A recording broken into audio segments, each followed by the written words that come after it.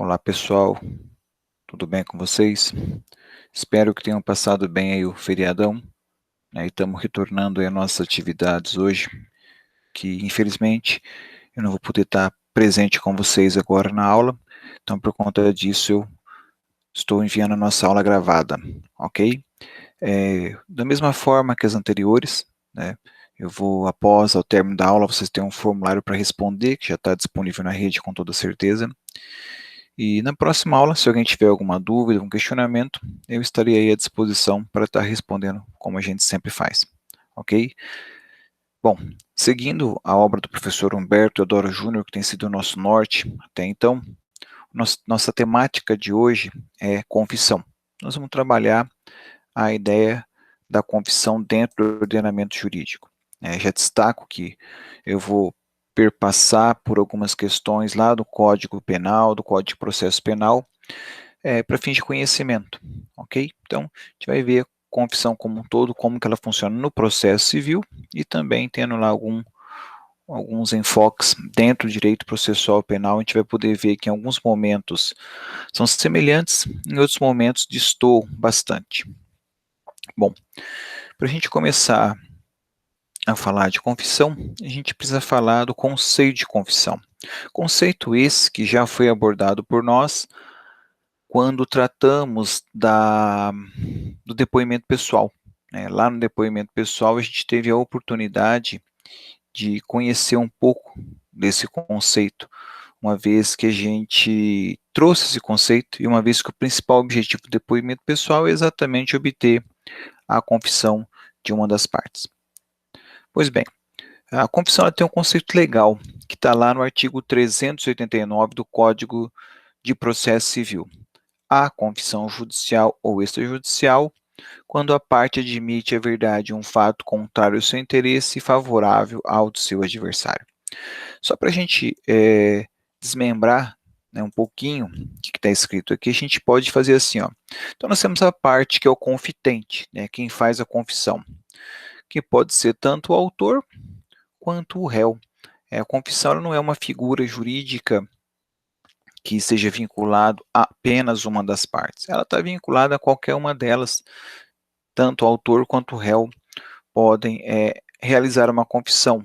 E o fazem quando admitem, né, a verdade de um fato. Então, a gente viu aqui já na aula passada, em aulas passadas, que no direito a gente tem que provar fatos, uma vez que o direito não depende de prova, né? Ressalvado lá o direito municipal, estadual, estrangeiro, mesmo consuetudinário. Fora isso, a gente prova fatos.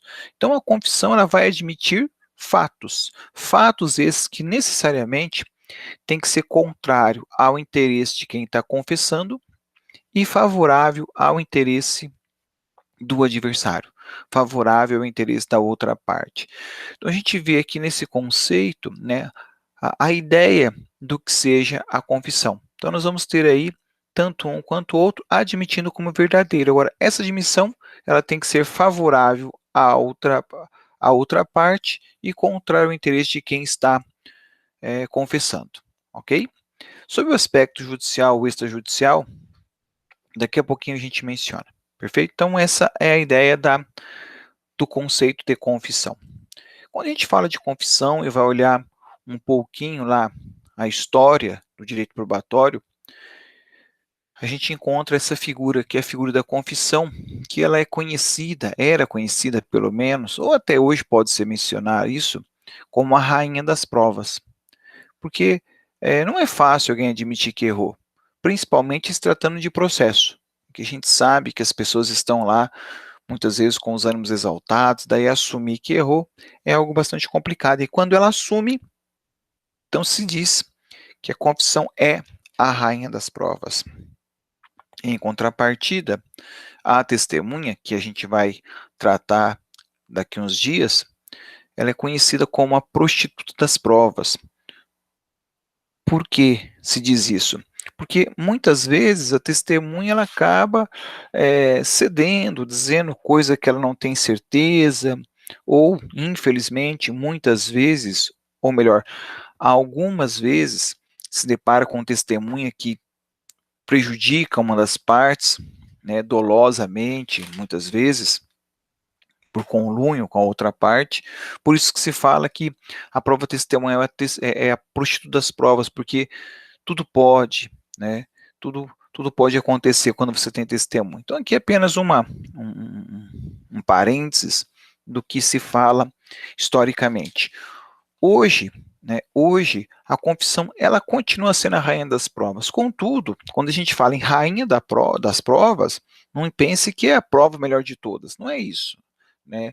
Tanto que não existe uma prova melhor que a outra. O que o juiz vai analisar sempre é o conjunto probatório. Essa é a ideia que o juiz tem que fazer.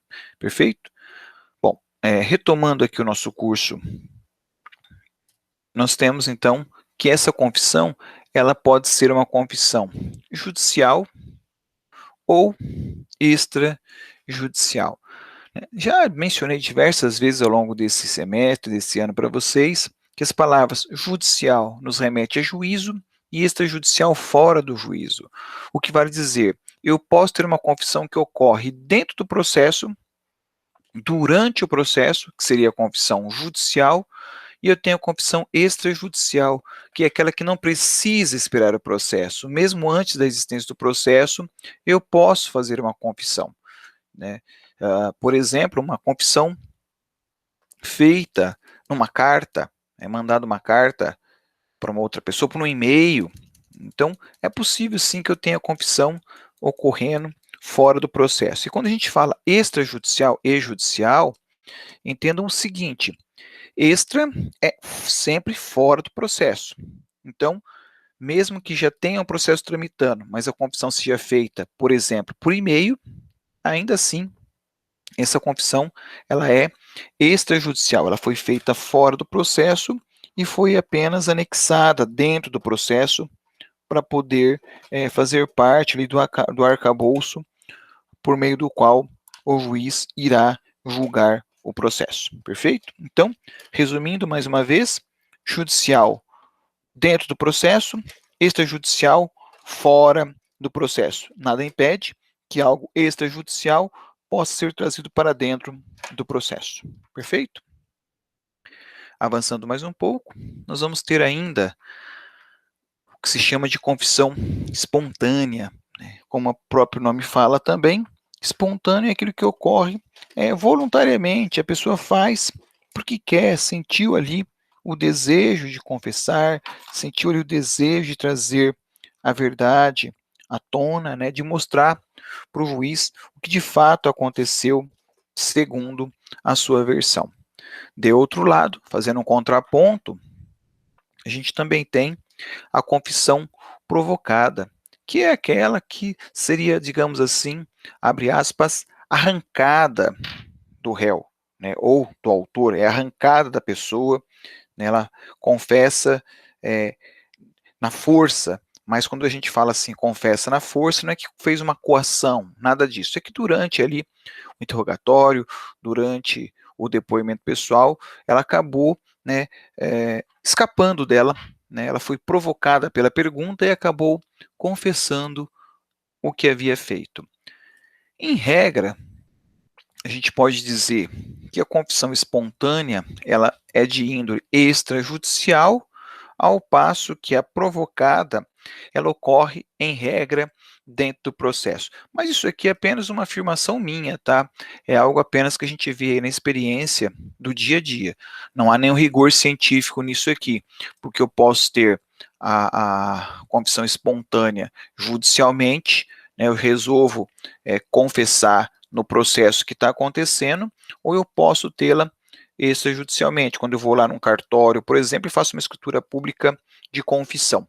Perfeito? Então, eu falo que, em regra, a espontânea é extrajudicial, mas ela pode ser judicial ou extrajudicial, enquanto a provocada ela pode ser judicial também ou extrajudicial. É muito mais difícil você ter uma confissão provocada extrajudicial, mas não há nenhum impedimento em que a parte o faça. Perfeito? Então, essa é uma classificação que nós temos. E sempre que a gente está, principalmente na graduação, conversando com um aluno de graduação, o aluno fica muitas vezes inseguro, né? Mas qual vale mais? A confissão judicial ou a confissão extrajudicial? Qual tem maior valor de prova? Né? O aluno, em um modo geral, e nisso incluo vocês, ele tem uma verdadeira paixão, digamos assim, pela confissão judicial, porque a ideia de dar uma impressão de maior respeito, de maior qualidade. Não é verdade, tá? No que diz respeito a direito probatório, elas têm exatamente o mesmo valor probante. Tanto faz se ela for judicial ou se ela for extrajudicial. Para fins de processo, elas têm o mesmo poder, né, a mesma força enquanto elemento de prova. Mesma coisa a gente fala lá do contrato verbal ou do contrato escrito.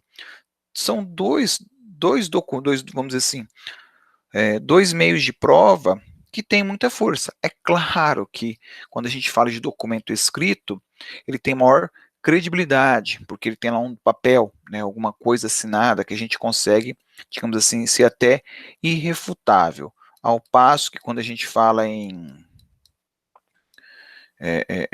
um contrato verbal, você vai conseguir provar isso por meio do quê? Por meio de testemunha, e entra toda aquela dificuldade, né, toda aquela credibilidade que a gente acabou de falar da prova testemunhal, perfeito? Mas, para fins de confissão, tanto uma quanto a outra tem a mesma força, tanto a que foi feita perante o juiz, ou a que foi feita por meio de uma carta, de um e-mail, ou outro documento que o valha.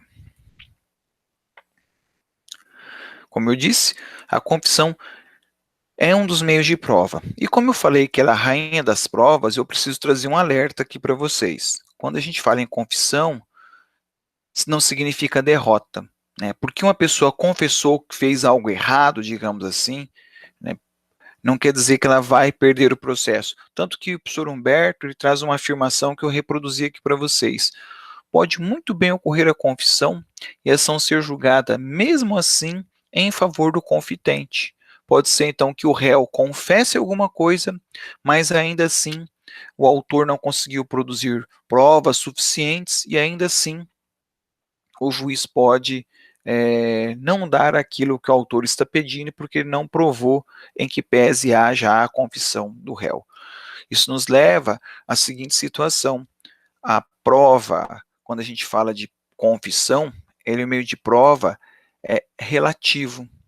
Ele não é um meio de prova absoluto, ele é um meio de prova relativo, ok? Não há uma certeza, mesmo que a parte confessou.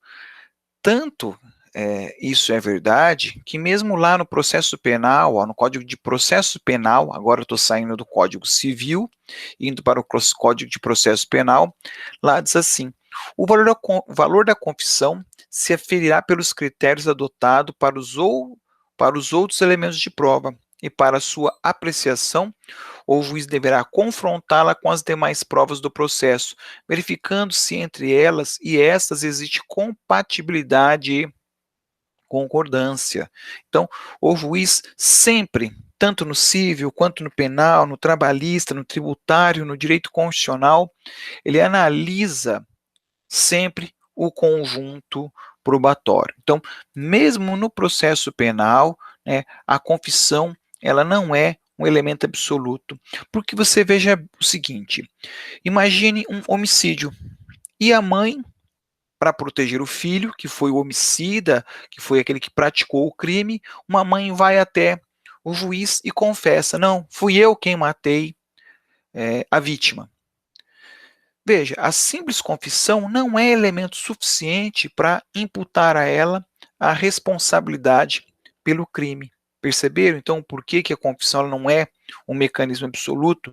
Porque ela vai depender de uma série de outros fatores. Né? E para confirmar o que eu estou dizendo, ó, artigo 158. Quando a infração deixar vestígios, será indispensável o exame de corpo de delito, direto ou indireto, não podendo supri-lo a confissão do acusado. Então, a confissão ela é um elemento de prova, mas ela é um elemento de prova subjetivo, ou melhor dizendo, relativo, perfeito? Mesmo que confesse, ainda assim tem que olhar todo o conjunto probatório, ok? Bom, avançando. Ainda assim, nós temos um aspecto interessante que é a chamada confissão ficta ou presumida. A palavra ficta vem de ficção, né? Então é algo que eu acredito que possa ser daquela forma, né? Depende da minha fé, digamos assim, da minha acreditação naquela circunstância. Vamos ver lá o que fala o artigo 385, parágrafo 1º. A gente já viu isso aqui quando eu falei do depoimento pessoal. Olha só, se a parte pessoalmente intimada para prestar depoimento pessoal e advertida da pena de confesso, não comparecer ou comparecendo se recusar a depor, o juiz aplica-lhe a pena, aplicar-lhe-á a pena. Então, olha que interessante. O silêncio aqui, a recusa em depor, pode caracterizar uma confissão presumida. Ou seja, aquilo que o autor falou, né, se o réu se cala, se o réu perguntado pelo juiz não responde, o juiz pode interpretar aquilo que o autor disse como verdadeiro. A recíproca é verdadeira. Se quem se cala é o autor, o juiz pode imputar como verdadeiro aquilo que o réu está dizendo. Só que aqui, né, você toma algum cuidado, porque lá no direito processual penal é diferente. Olha aqui, no processo civil, o silêncio pressupõe uma confissão. No direito penal, no direito processual penal, 186, parágrafo 1, o silêncio não importará em confissão, não poderá ser interpretado em prejuízo da defesa. Olha que interessante, olha a distinção entre um aspecto e o outro.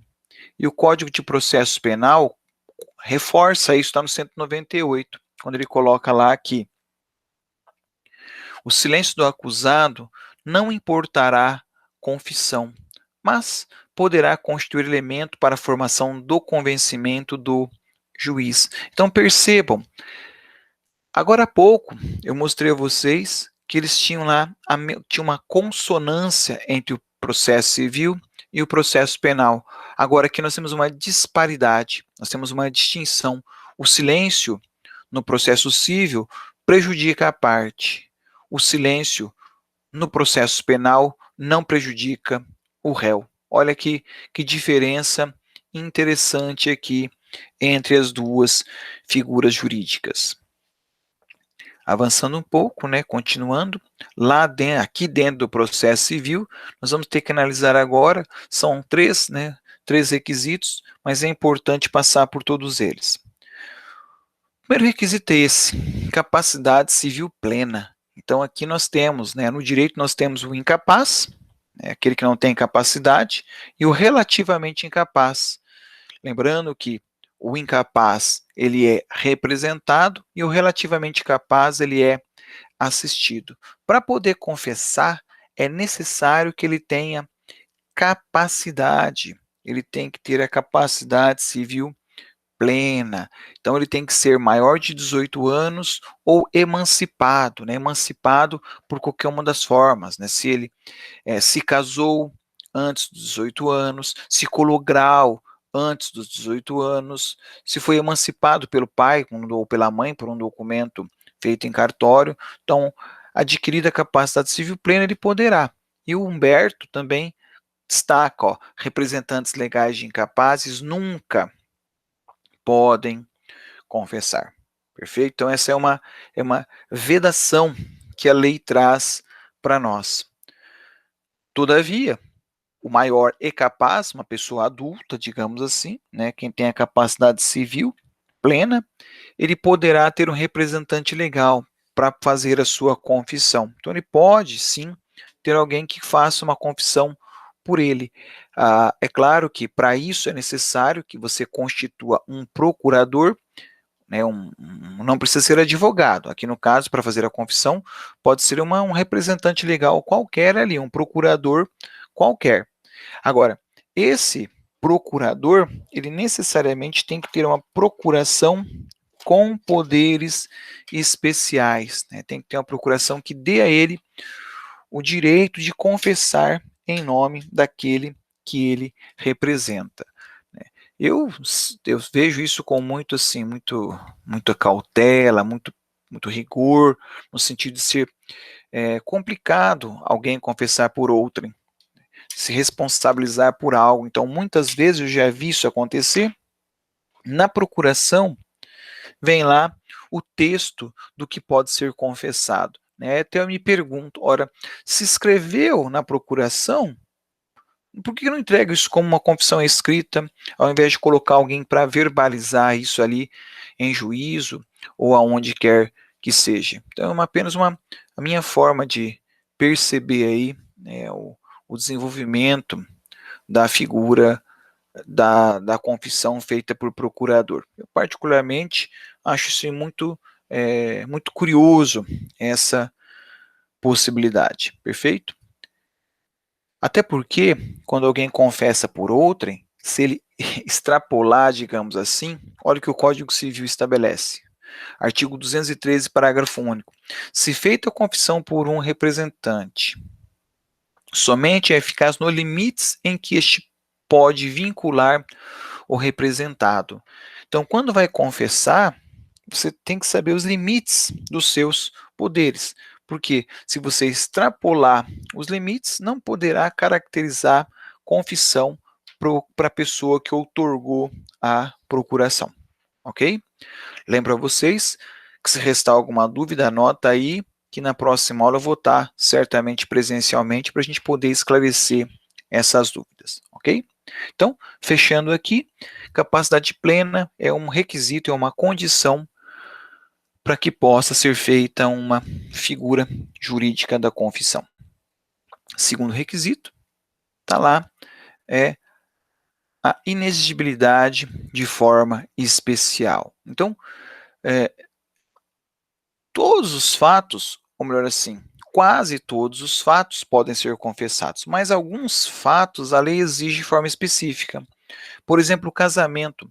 O casamento ele exige rigor formal, né? Ele tem que ser feito, tem que ter lá uma certidão de casamento, né? O casamento ele tem todas as formalidades, inclusive uma das regras é que o casamento deve ser celebrado com as portas abertas, de tão formal que ele é, que o casamento, que a lei diz como deve ser celebrado um casamento, tem que ser celebrado de portas abertas. Então, mesmo que você faça o casamento fora do cartório, que seja feito, vamos dizer assim, lá na festa, pode observar que o juiz de paz determina que as portas sejam abertas no momento do casamento. Isso é uma formalidade que o Código Civil exige para o casamento. Então, não dá para confessar. Né? Diferente da união estável, a união estável é outra coisa, né? É outro rigor, diferente disso aqui. A união estável até comporta confissão, agora casamento não. Casamento não é possível utilizar essa figura jurídica. A mesma coisa vale para bens imóveis. A propriedade de bem imóvel só é transferida por meio da escritura pública devidamente registrada. Se faltar um dos dois, o bem imóvel não é transferido. Não é só isso, o direito traz uma série de regras. Por exemplo, o contrato bancário tem que ser por escrito, não vale de outra maneira. Contrato de seguro, qual mais? Consórcios, os próprios prêmios de loteria. Então, existem algumas coisas que não dá para confessar. A lei vai exigir forma especial, e se ela exige forma especial, tem que cumprir a formalidade da forma especial. Por fim, o último requisito tem que ser direito disponível, né? Os direitos indisponíveis não estão sujeitos à confissão. Está lá, ó. Não havendo confissão, não vale como confissão a admissão em juízo de fatos relativos a direitos indisponíveis. Lembra lá quando a gente estudou, acho que não, até caiu na prova a questão dos direitos, investigação de paternidade, mesmo que não seja contestada, haverá necessidade de produção de provas, porque se trata de um direito indisponível. Então, a mesma coisa vale aqui, ó. Você não pode confessar aquilo que envolva direitos indisponíveis. Isso é assim no Código de Processo Civil e é reforçado lá no Código Civil. Não tem eficácia a confissão se provém de quem não é capaz de dispor do direito a que se referem os fatos confessados. Então, dispor na ideia de disponibilidade, de poder abrir mão daquele direito. Então, se eu não posso abrir mão daquele direito, eu não posso confessar. Existe um documento que eu já vi várias vezes, inclusive por escrito, da seguinte situação. Normalmente são casais muito jovens, né? A menina engravida, muito jovenzinha, tem o filho, e aí já vi isso escrito da seguinte forma: o marido, né, o pai da criança, fica dispensado de pagar alimentos, mas também não pode ver a criança, não pode encontrar com a criança. Digamos assim, é um negócio jurídico feito ali com a criança.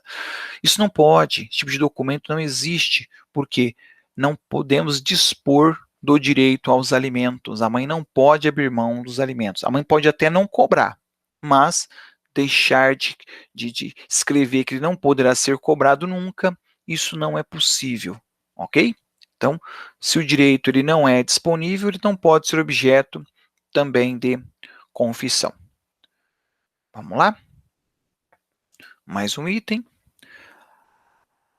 A confissão, enquanto elemento jurídico, ela é irrevogável, mas pode ser anulada se ocorreu erro de fato ou de direito. Então, é que se tomar muito cuidado, né? Porque feita a confissão não dá para voltar atrás, não dá para mudar de opinião, mas a lei assegura e nos garante uma anulação, ou seja, ela não vai ter nenhum efeito. Isso quando? Quando ela for fruto de coação ou de erro de fato. Acredito que coação, todo mundo aí consegue perceber, né? Quando é confessado, mediante ali uma imposição, vamos dizer assim, de uma arma, né? Tem que dizendo que, olha, se você não assinar, vou matar seu filho, vou matar sua filha, seu esposo.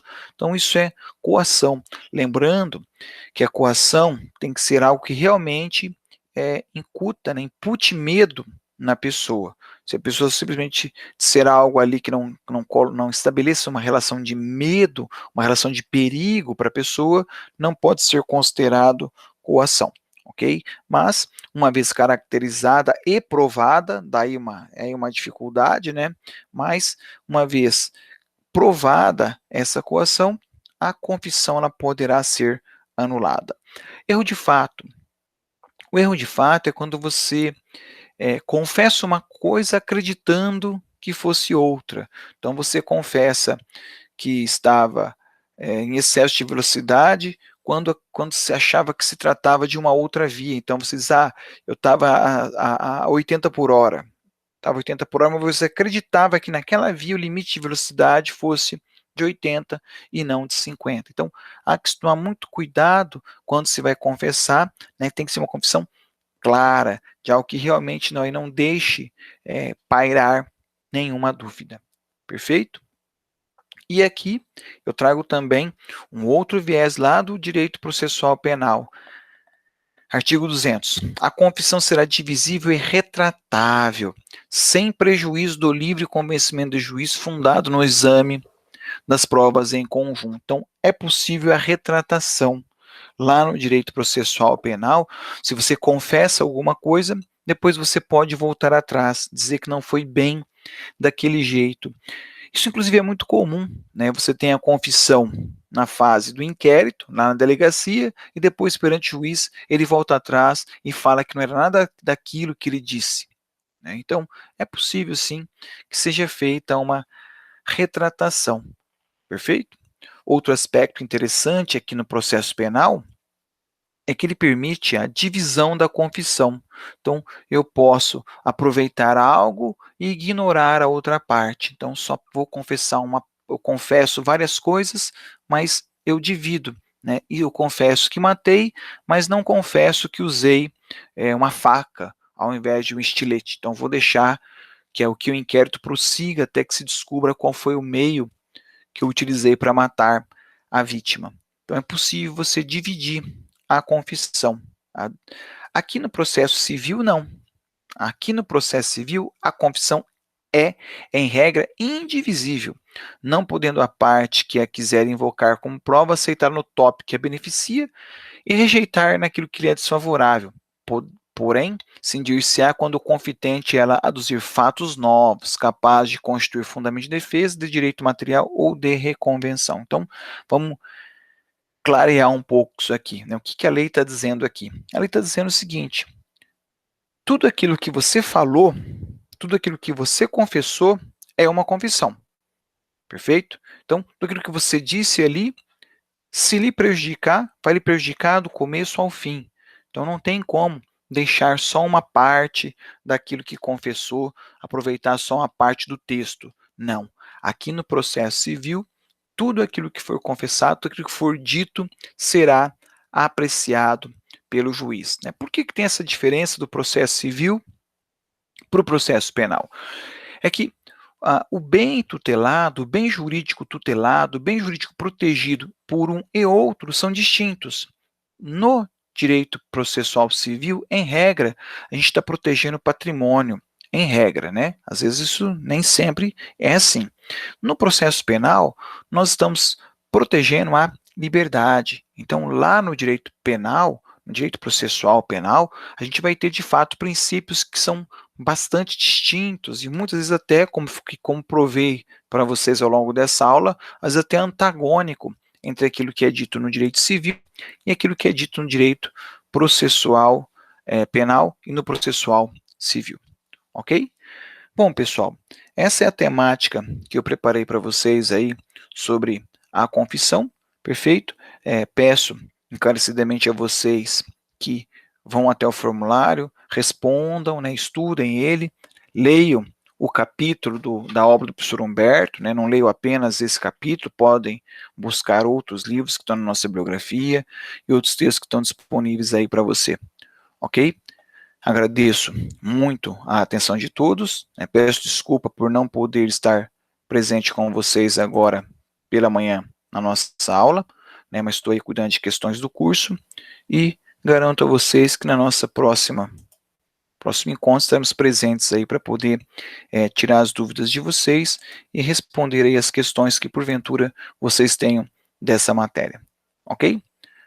Muito obrigado, pessoal, e um bom dia a todos.